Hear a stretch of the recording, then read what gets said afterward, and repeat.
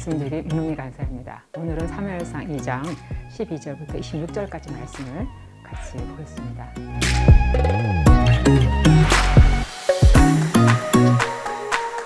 하나님은 레위 지파를 거룩하게 구별하여 제사장으로 세워 하나님을 섬기게 하셨습니다. 아무나 접근할 수 없는 하나님의 언약궤에 가까이 나아가 제사 드리는 일을 맡기셨고, 또한 백성에게 율법의 말씀을 가르치는 지도자로 세우셨습니다. 백성들은 제사장을 존경하며 제사장의 말에 순종했습니다. 하나님께서 그들에게 이런 특권을 주신 것은 백성들이 그들을 통해 하나님과 그분의 말씀을 보고 배울 수 있게 하려는 것입니다. 그러나 엘리의 아들들은 제사장임에도 불구하고 여호와를 알지 못하고 여호와의 제사를 멸시하는 악한 행동을 했습니다.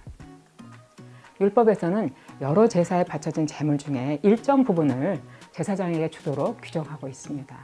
신명기에서는 소나 양의 화제물 중에 소의 그 제물의 앞다리, 두 볼 위에 해당하는 부분을 제사장에게 주고, 레위기에서는 제물의 기름을 불사르고 가슴과 오른쪽 뒷다리를 제사장에게 주라고 했습니다.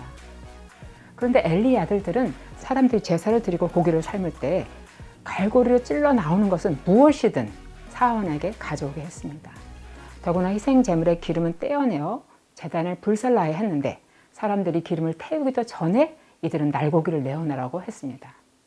율법대로 실행하도록 백성을 힘써 가르쳐야 할 제사장들이 율법의 규정을 무시하고 마음대로 행한 것은 여호와 하나님을 무시하고 그 제사를 멸시하는 큰 죄악이었습니다.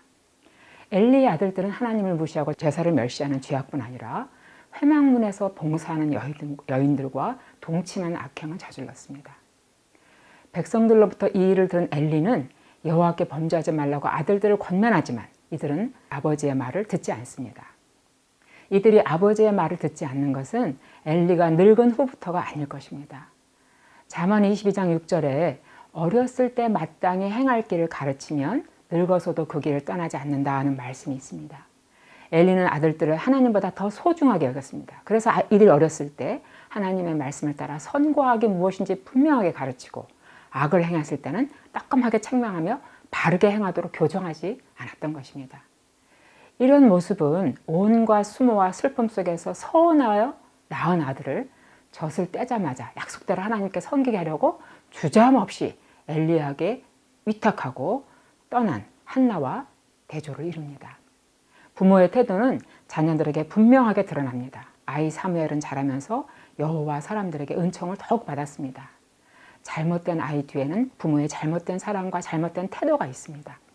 성소에서 하나님을 섬기는 특권과 하나님께 바친 제물 일부를 제사장들의 몫으로 주었건만 아들들이 하나님께 드리는 제물과 예물을 짓밟듯 함부로 대하는데도 엘리는 아들들을 하나님보다 더 소중히 여겨서 이를 제재하지 않고 제물의 가장 좋은 것으로 자신들을 살찌우는 악행을 내버려 둔 것입니다. 자녀 교육에 실패한 엘리에게 하나님이 그의 책임을 물으시고 책망하시며 심판을 선언하십니다. 이와 대조적으로 사무엘은 제사장이 입는 겉옷인 세마포 에봇을 입고 여호와 앞에서 섬겼습니다. 이는 사무엘이 어린 나이에도 불구하고 본격적으로 성소에서 여호와를 섬겼음을 말해줍니다. 한나는 매년 제사를 드리기 위해 실로에 올 때마다 세마포 겉옷을 지어 사무엘에게 주었습니다. 해마다 아들을 위해 세마포 겉옷을 지어 가져오는 한나에게서 사무엘에 대한 사랑과 하나님께 대한 감사와 헌신의 마음을 엿볼 수 있습니다. 이는 또한 사무엘의 헌신은 곧 한나의 헌신인 것을 보여줍니다. 이런 한나의 헌신에 감동한 엘리가 축복 기도를 했고 하나님이 복을 주셔서 한나는 세 아들과 두 딸을 더 낳게 되었습니다. 하나님은 은혜를 주시되 풍성하게 주시는 분입니다. 우리가 구하거나 생각하는 모든 것에 더 넘치도록 충만하게 채우시는 분이라고 에베소서에서 말씀하고 계십니다. 하나님은 하나님을 존중히 여기는 자를 존중히 여기시고 하나님을 무시하는 자를 경멸하십니다. 엘리가 겉으로는 하나님을 무시하지는 않았을 것입니다. 그러나 하나님보다 자녀를 더 소중히 여겨 자녀의 잘못이나 죄악을 책망하지 않고 교정하지 않은 것은 결국 하나님을 무시하는 것입니다.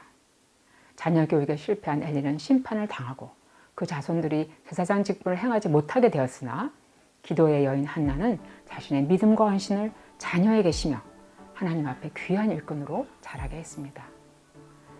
자녀 교육은 자녀가 태어나기 전 20년 전부터 시작된다는 말이 있습니다. 말하자면 부모의 인격과 삶이 자녀에게 그대로 전해지고 교육된다는 것입니다. 하나님을 경외하는 부모에게서 하나님을 경외하는 자녀가 자라는 것입니다. 여러분을 통해 하나님을 경외하는 가문들이 이 한국에 많이 일어나게 되기를 기원합니다.